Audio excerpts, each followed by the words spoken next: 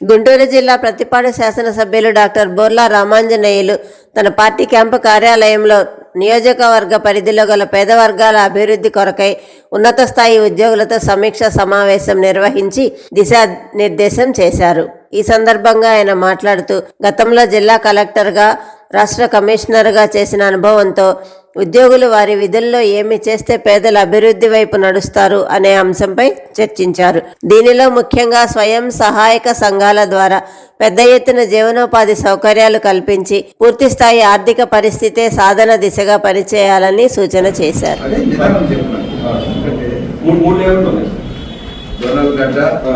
ఎంతమందికి ఇచ్చారు?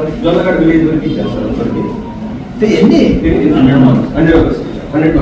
100 members Jonnagadda. Next కోగులైట్ పనుల్లో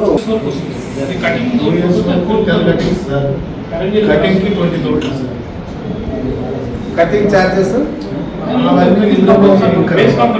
వేస్ట్ కాంపోనెంట్ అంటే కొంత పోతుంది సార్ వాళ్ళు దాన్ని పెంచడానికి వాటర్కి వాటికి కటింగ్. సో ఎంతైనా మరి మిర్చికి అనేది మేలు కదా.